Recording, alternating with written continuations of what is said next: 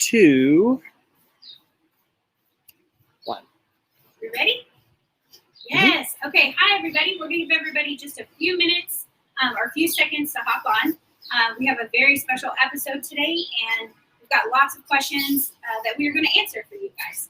And yeah, so how are y'all doing? It's a beautiful day in Dallas, Texas today. Yeah, it's beautiful. What pin is this? Oh, that's my specialty. That means Doc doesn't know. You don't know? You don't know? Yeah, so again, like we said, everybody, we are so excited to be here. Thank you for sending in all your questions. We're going to try to answer every single question today. If we don't get to it, just make sure you just look in the comments. We'll definitely tag you and we'll definitely answer it for you. But today we have a special guest. As you can see, this beautiful woman on the left side of Doc. Doc, do you want to give an intro? No, I think you do a good job. You want me to do it? Okay. Okay. So this is Nikki, Niki Sangani. This is Doc's other daughter. But you know what, Nikki? Why don't you give them just a little bio about you and what you do right now? Yeah, absolutely. Doc doesn't like to admit, but I am related to him. And I have been running my own hedge fund for the past 3 years. And, you know, I have a lot of passions that range from art to finance to wealth to real estate to dancing to art. So I try to keep myself well occupied in all areas.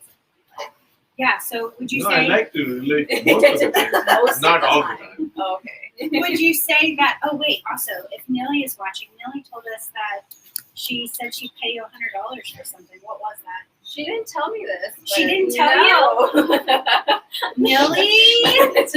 She's watching. Are you... Oh, Millie's watching. Millie? Text her right now and tell her. Yeah. So would you consider yourself an expert in your field? Well, you know, expert, there's always room to grow, always room to learn, but I have been doing what I've been doing for the past 3 years professionally and another 2 years outside of that just on my own. So I think that over that time I have gained experience and a little bit of insight and knowledge and understanding, and hopefully I can share what I know with you guys out there. Yeah, we have some really great questions that came in for you. So I'm really excited to ask you. So we're going to hop into some questions. Is that okay with you guys? You ready? Yeah. Okay. So Doc, Taylor from Dallas, Texas wants to know, how do you empower the women in your life, your daughters and your wife, to be more involved in industries like wealth? It's a very good question. And I don't know that empowering women is any different than empowering men. Basically, how do you empower anybody? And if you understand Peter's principle, you keep giving more and more responsibilities till they fail. And when they fail, you know that's the level they will perform. And once you give them the responsibility, take the controls off for that particular task or responsibility and let them be creatively do the way they want to do it. I do it certain way, but that doesn't mean she needs to do it certain way or that person needs to do it certain way or you need to do it same way. You can do it your way. As long as the end result is understood and you get there, and I always put these 2 criteria or qualifiers in this statement. Whatever you do it legally and morally correct way. Right. And then if you go that route, I don't really care which route she takes or anybody takes, woman takes or a man takes. Basically, it's in the leadership skill set. If the leader allows the followers to grow by themselves and he just nudges them a little bit when they come for advice. He should not be constantly offering advice when the other person doesn't need it or want it. And I think that's how empowerment occurs. I really don't see a difference between gender anymore. It's a mute issue. Smita and I, when we had 2 children and both were girls, we debated whether do we want to add more children to our family, and we felt that 2 were enough and we would do a better job raising 2 than 3 or 4 or 15. So well, I think also if you had another girl, I don't think you would be able to financially support us. That's all the way probably- through. You have that's 3 probably- women in your life. That's probably true too. I just did not know that he will be so expensive Yeah. at that time. So, but be as it may, we never felt the difference between our genders, and we are as happy as whether we have girls or boys or even at work environment, leave the family aside. I don't see the difference. Yeah, no, that's good. Nikki from Dallas, Texas wants to know, and this is a health and mental question. And just so everybody knows, we are outside in the backyard of Doc's home. And something that Doc always tells me when it comes to health and like working out, he always tells me to get outside. To get outside, clear your mind, just embrace everything that's out here and just love that your surroundings. So today we're doing it outside in this backyard. And it's so beautiful. So if you hear birds and things like that, that is why. But McGee from Dallas, Texas wants to know, how does physical health relate to mental health? They're all interconnected. Mental health also affects physical health, and physical health definitely impacts mental health. I tell a lot of people that all your life you try to make money and you say, okay, when the time comes, I'll enjoy the money that I'm making. But by that time, your curve on the graph, your health curve continues to go down. And when really you have chance to enjoy your money, either you have COPD or lung disease or heart attack or hypertension or diabetes, and you just can't eat what you want to eat. You can't go anywhere where you want to go. You have gained so much weight that your mobility is affected. So all of those things are very important for your mental health. So I would say more than anything else in life, and that's why in our program, Life is a Business, we start with health. Yeah. Physical health is probably the utmost important part of a human being's existence as far as I'm concerned. Right. No, that's good. That's good. And this person was also asking, where can they get more information? If you go to BharatSangani.com, click on courses, you'll see a course that's called the Health Program. If you click right there, it has a bio, it tells you everything that you absolutely need to know. And if you still have questions after that, reach out to us, fill out a contact form, drop a message in any of the social platforms, and we'll make sure that we reach back out to you. But thank you for your question. Okay, Nikki, are you ready? Yes. Nikki, we had some really good questions come for you. We're going to start with one of them that is a woman question first. It says, Mason from Dallas, Texas says, or asks, women have a reputation for not being educated enough or involved enough in wealth and financial industries. What is the biggest hurdle being a female in the wealth industry, or are there even hurdles?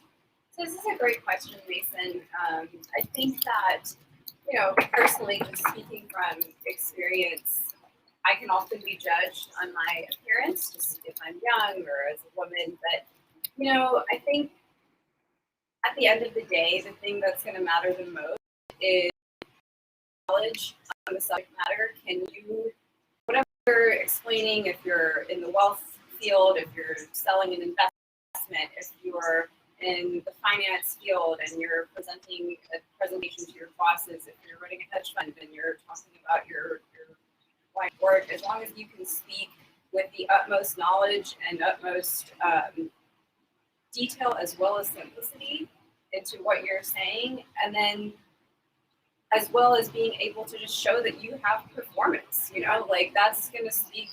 Numbers don't lie, and at the end of the day, whatever you do, as long as you can show that you're successful at it and that you're succeeding at what you do, I think that sort of overcomes any first impressions, any of the hurdles that we actually deal with. Because at the end of the day, no one can actually argue with your performance. Nobody can take your performance away. That's good. No, that's good. I'm going to ask you another one, but beforehand, Gianna Lopez is on right now. She said, Doc, I have missed my Encore team, so she said hi.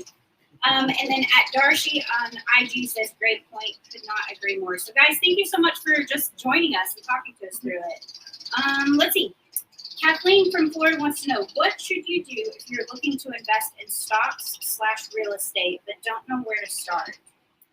So this is also a really good question, and I would actually take that one step back and say, if you want to invest, let's start with the three things that you need. You need money, you need time, and you need opportunity to actually study your investments and understand what you're investing into. And if you don't have all of these three things, then I don't recommend actively managing an investment. I would say either find someone you trust to manage your money, or, as Doc or even Warren Buffett says, just put your money into the stock market and let it ride for 10, 20 years, and you'll probably end up doing better than a lot of active money managers. But if you do have those three things, then you need to start looking at how much money do you actually have to invest. And that's sort of where things can get tiered out.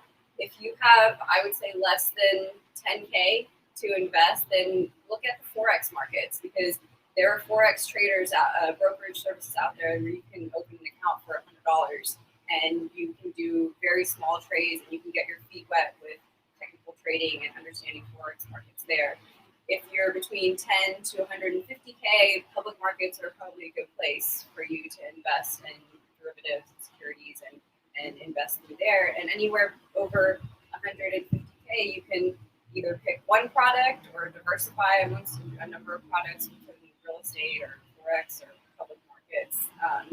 And then the second part of that is you really need to understand what you're investing in. You need to be able to do your research. You need to be able to read, and that's always your first line of defense is just the age that we live in. There's just so much wealth of access of knowledge and information out there.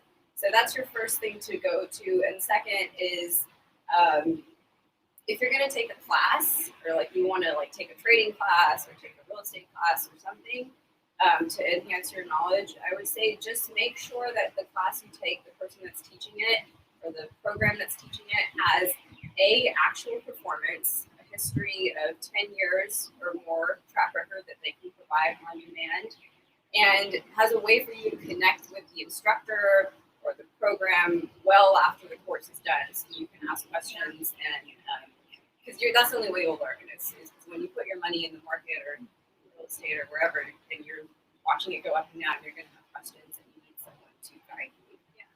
And I think that's a really great segue, because Doc, in this wealth program, when you go through it, Doc goes through and asks you anything and everything that he needs to do and know to help pick out the best program for you. We tell everybody all the time, this program is every single person has their own unique program to follow. And regarding the wealth part, Doc, and you can speak to this, but what he'll do is he'll ask you these questions, have you send in these things, and then he gives you and prepares you a customized plan based on what your goals are and how to get there. And then not only that, but what Nikki was just saying, the most important part is to have that partner at the very end of it continue to stay there. And the best thing about this program is that this partnership with Doc and Life as a Business, it's not one just to quit at the very end of it. It's a partnership that lasts forever as long as you want it. That's what makes this program so, so special. Did you want to hit on anything on that? Or? No. I mean, this is, both of you are saying the right things. Don't take wealth as a joke. I always tell people that in this culture that we have created, making money has become top priority. Health has become secondary issue, and tertiary issue has become finding the partner and maintaining the money that what you have created and preserving it. And people miss out that those third-tier things are equally important, and they should get the same preference as the first year. If you spend so much time and go to school for 20 years, 23 years, 25 years, depending upon which kind of profession you've chosen, and then you just want to next day start investing in Robinhood, that doesn't work. Right. You really need to be efficient in it and learn, give time. You just want to start dating tomorrow and then get married day after tomorrow. It just doesn't work. It all requires a lot of preparation and proper business plan, I say. Because I always say life is a business and business is life. Right. Everything has to be a proper planning. Yeah, and an important piece that Nikki also that you hit on was the education piece. You need to educate yourself in these things. One of my teammates and I have been talking back and forth, and we don't understand what we're investing in. So how can we tell our person what to invest in, and if they tell us what's best, how do we know that's what's best? Right. So that education piece is really, really important. Okay, Doc, we're gonna hop back over to you. Kyle from Dallas, Texas says, how often should I be going to the doctor for regular checkups, such as heart, overall health, or blood work? So my rule with my patients is that once you turn 40, then you should start taking an aspirin a day. And there's a debate whether you should take 325 milligrams or 81 milligrams. I think both work just fine. If your stomach can tolerate, I still prefer 325. I don't say that I have a lot of literature to prefer one over the other. So I'm okay with anything. It's just my personal preference to keep the blood thinner if your stomach can tolerate a higher dose aspirin. As far as going to the doctors, that's when you start going regularly. And there are numerous society recommendations, especially for women, for mammography, for men, prostate, for heart, stress test, ultrasound, and colonoscopy for both genders. These are the very important milestones, and I call this give body analogy of an engine. When you buy a new car, initially you really don't need to do much, and that's when we are childhood and then adolescence, and then once you get to adulthood, and then after a few months, few years, you don't put the oil right, if you don't put enough air, and if you don't take care of your exterior of the car, things start falling apart. Yeah. And that's when everything starts around 40. So your glasses start coming, you can't see, read properly, you start putting stuff in front of you, and we ignore all these facts, and we shouldn't. Pap smear is very important for women. So those kind of things, all of these things to come around this age. So that's what you talk to your doctor and say, okay, these are the milestones I heard about on this program. When do I get all this tests done? As far as the blood test goes, I personally feel that even if you are below 40, you should probably get your blood test checked almost every 5 years minimum, just to make sure that nothing is gone out of whack. Especially if there are any bodily changes, if you don't feel good, then more often. And then after 50, after 40, I prefer to do it once every 2 years if there is no disease, and probably yearly if there is a disease pattern that is established in your physical being. Yeah, so that's really, really good. And while you were talking, Lynn, who's from California, said, do you make house visits? Would you go to California for a doctor house visit? I'll make it for you, however. Yeah. So that's good. And then, Doc, just to piggyback on that before I hop back over to Nikki, what would you say to a person that says, I don't go to the doctor, I don't want to know if anything's wrong with me, like I feel perfectly fine, there's no need for me to go to a doctor, why do I need to do any of these things? So that is the whole concept of preventive medication, preventive medicine comes in play. And yesterday I was just listening to one of the radical thinker, and the radical thinker was saying, I don't know why I'm paying a doctor to cure somebody. I should just pay the doctor a fixed fee, and that fee is related to how many times person doesn't visit the doctor. And that will increase awareness of the physical fitness in the entire community. Take aside the extreme part of the radical thinking, but I do believe that preventive medicine is what is going to prevent. The person is asking the question doesn't recognize, and that's my job to make you recognize the number of breast cancers we have found, number of prostate cancers we have found, number of lung cancers we have found, number of diabetes we have found, number of hypertension we have found, number of heart disease we have found, number of high cholesterol people we have found. This is all found before they had symptoms. And it's unbelievable the value of preventive medicine. Please, please, please do not underestimate the value of preventive medicine. If an ounce of prevention is whatever ounces of equal to cure. No, We it's have heard good. that before. It's so true. It's so, so true. Nikki, we're gonna hop over and ask a wealth question. Are you okay with that? Okay, Ramsey from California would like to know, in your opinion, what qualifies a person when they start to look for their financial advisor or anything? What qualifies a person to be able to advise on financial wealth? Yeah, no, this is also a great question. And I mean, the old saying is lead by example, right? So look at your financial advisor, look at the person that you're taking advice from. Like, are they doing well financially? Is their company doing well? If they're a professional financial advisor, do they have the basic checks like their series licenses that have qualified them to raise money? Do their investors or their clients, have they performed well in the past? Do they have repeat investors and clients, or do they have a high retention rate for their services? And then also, one of the biggest things is references. Ask their clients or ask people that they do business with, and you'll get a very clear picture of how that person operates and what they do. But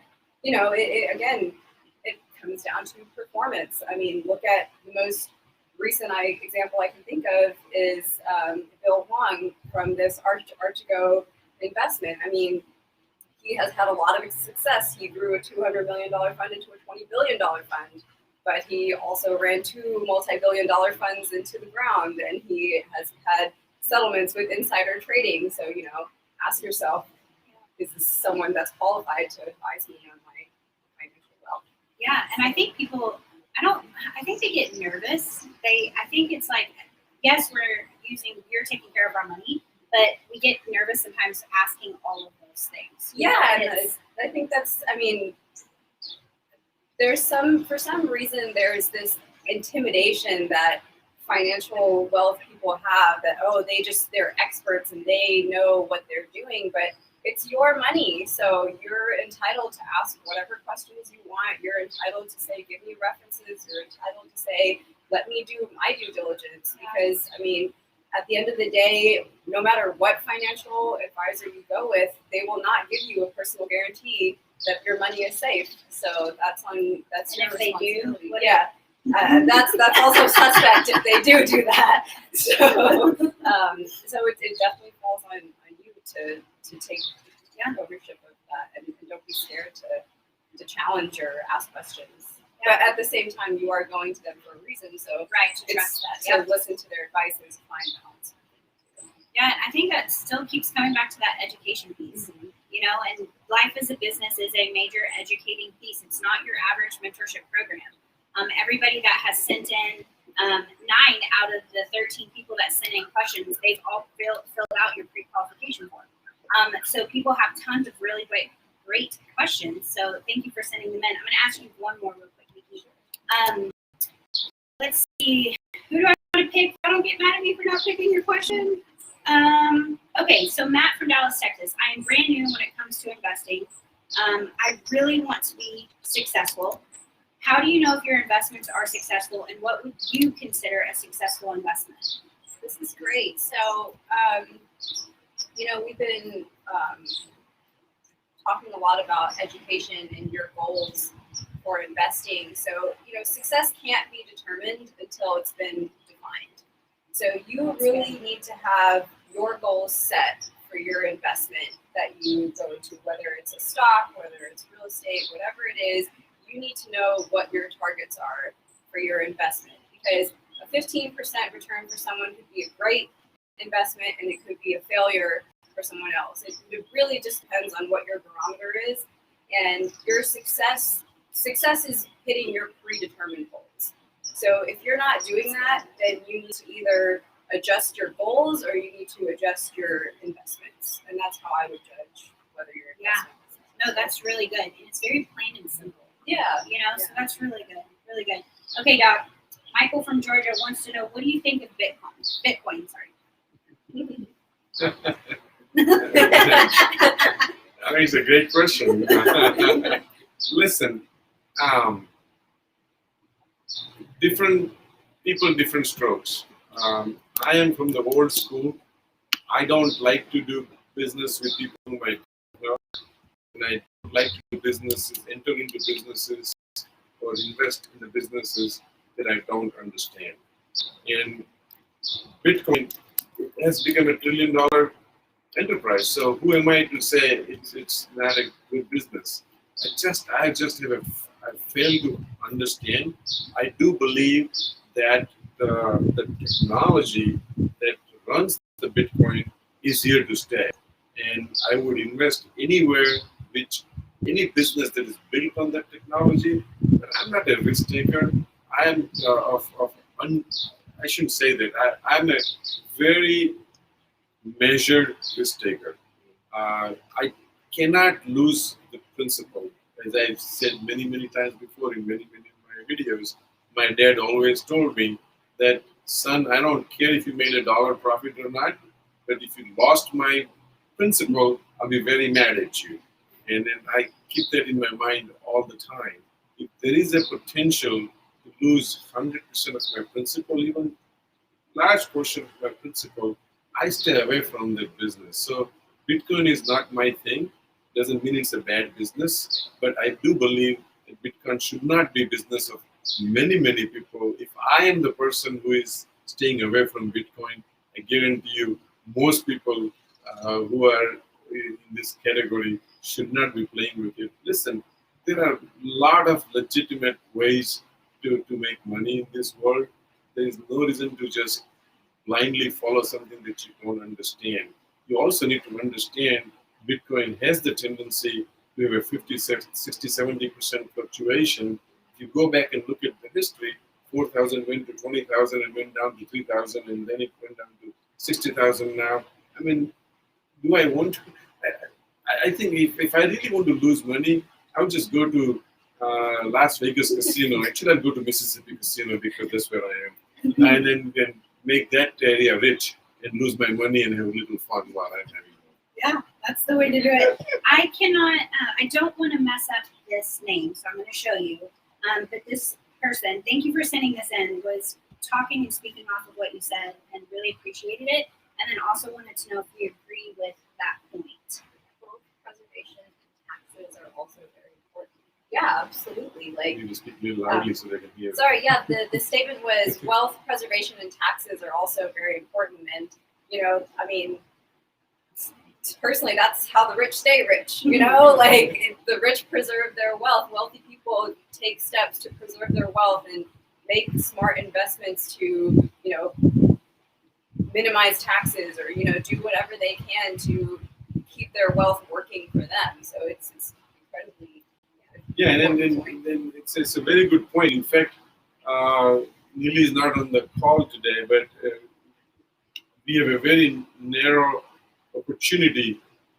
If you have any significant capital gains, whether it's a stock gain or real estate gain or any kind of capital gain, till June 30, there is a way you can invest in the fund that Nili is going to float and not pay taxes on that dollars for 55 months. And then whatever money you invest, you don't have to pay taxes ever if you keep that in that vehicle for 10 years. But the window is very narrow. You have to put the money in that fund by June 30. So if anybody has a true capital gain in 2020, please contact Nili, and she can probably save you a lot of money and make a lot of money for you. Yeah, so if that's the first time you're here, Nili is Doc's daughter. She's the oldest, I believe. Is that correct? She's the owner and founder of Ignite Investments. So if this is something that you're interested in, go to bharatsangani.com, click the contact button, just send us a quick message, and we'll make sure that all your information and contact information gets over to Nili, so somebody can reach out for you from her team.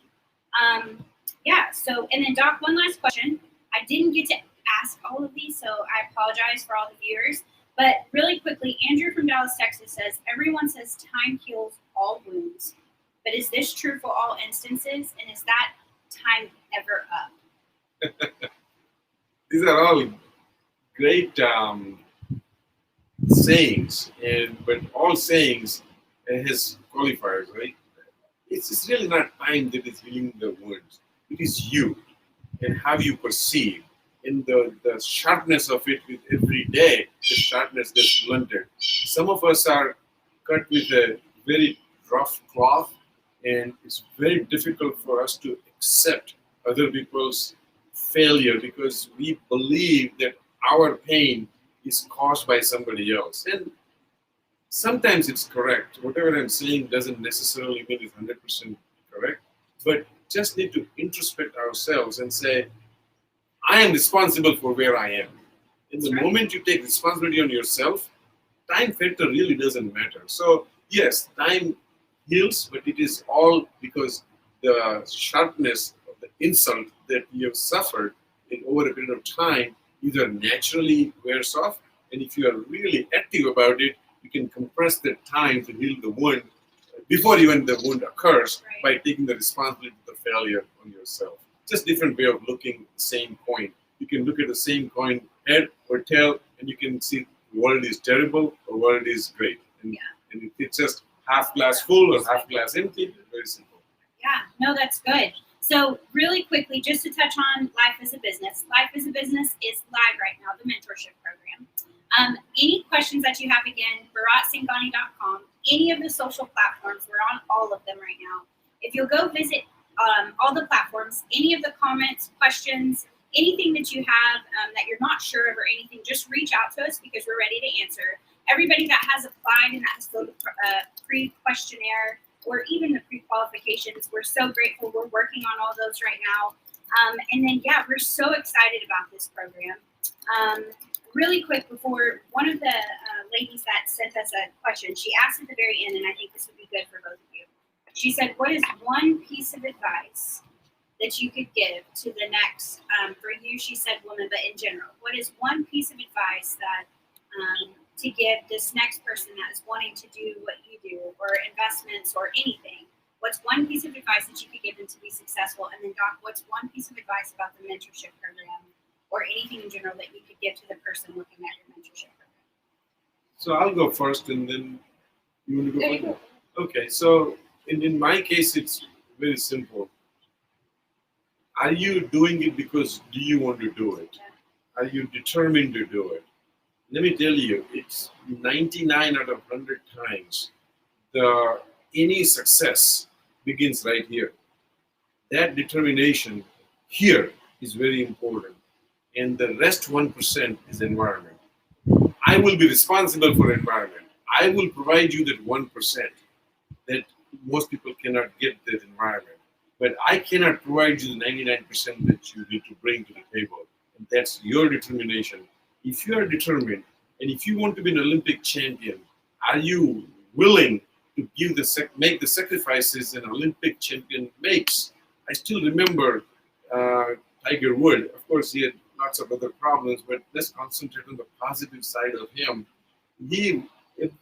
Most of the time when he won Masters, when he got the green jacket, you know what he did? And I couldn't believe it when I heard this. He would back on the golf course and start hitting the balls to maintain his sharpness. That's called dedication. And if that statement is true, my salutes to him. And I constantly might get myself inspired by listening to those kind of things, reading people's autobiography, and see how many times they were unsuccessful before they reached success. All of these things makes me motivated, but you need to bring 99% of the motivation. I'll bring the environment for you. Yeah, no, that's really, really good. No, for what I would just add to my final comments and whatnot is, I think a lot of people. I say this because I just celebrated my birthday a few weeks ago. Oh, happy birthday! Thank you. And so I was like, oh my gosh, I'm getting old, But I think a lot of people have this perception sometimes, my time has passed, or like, oh, if only I'd started this when I was younger, or oh, like, how would it look if I started doing this at my age, whatever it is, you know? And I think, like, you know, time is going to pass no matter what. 10 years from now, you're still going to be 10 years older, no matter what happens and what you do with your time. So, like, I think it's really important not to let, you know, age or like feeling like you don't fit in or something to hold you back from doing something. I mean, look at Vera Wang didn't start designing dresses until she was 39. Colonel Sanders didn't start KFC until he was 62. Yeah. Reid Hoffman didn't start LinkedIn until he was 35. So, you know, there's so many stories of people that fail, but they keep trying. And, you know, I don't think something like age or just someone's perception of you doing something at a certain age should stop you from starting it today. I mean, just to add to that very interesting story, this personally happened to me. As most of you know, at peak of my career in medicine, I had 70,000 patients in my practice, and one person took over painting at the age of 84. Wow. 84, he started to learn painting, and he drew a portrait of me when he learned that. I still have saved that portrait. And it's such a great motivation for me when I see somebody accomplish certain things at that age. So if you think you're old, I would feel No, I terrible mean, about it. I'm not saying that I am, but sometimes, like, I do think, you know, Yeah. and so it's that's the advice. that Yeah, I no, give it's good. It's here. good. It's never too late to start, and you just have to start. I think the biggest lesson from the show, the thing that keeps standing out today, is educate yourself, do your research, know what you're, you know, getting into before you start anything. I think a lot of people just dive in head first all the time. Like Nikki was saying, it's really important. Doc's been talking about educating yourself, taking care of yourself to prevent, and that's what this program is all about. If you go to bharatsangani.com, if you click on courses, you will see that there's health, wealth, and wisdom, or the 12-month course. And just click on any of those to see any more information about all of those courses. If it's one that interests you, all you have to do is click apply, put all your information in, send it over to us, and we'll get right on it to see if you are qualified for the program. Now, if you're not qualified for the program, don't worry about it. We have other programs that are available to you that we can help get you prepared for these programs. So thank you so much both for your time. Like, it was so fun. Really quick before we go, Doc, what is one of Nikki's best qualities? This might take a while. Yeah, it may take a long time. No, really speaking, Nikki is an ideal child anybody would ever want if she would just not procrastinate things in life. This is supposed to be a good thing. Good one. Right. But she has not given us a single problem in all these 60 years she has been with me. And You look good. Yes. So I really, if there is anybody really ideal characterization, that's truly good. And I'm not saying just because I'm on the camera or anything.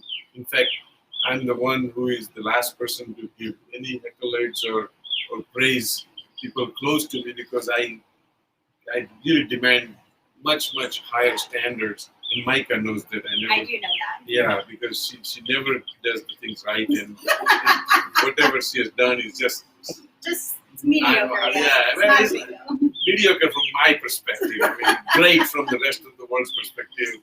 No, It Crowd has done a great job for us. But again, as I said, Nikki has been a great company, great partner for Smita and I both. Awesome. And then your turn.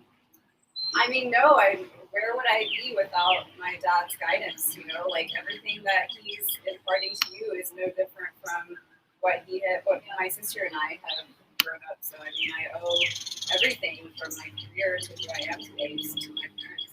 Yeah. For their guidance. Would you say this is leading by example? Oh, absolutely, 100%. You know, that's the one thing about Doc is he never, I mean, I can truly say this with all honesty, is he does not expect from anyone else what he doesn't do himself.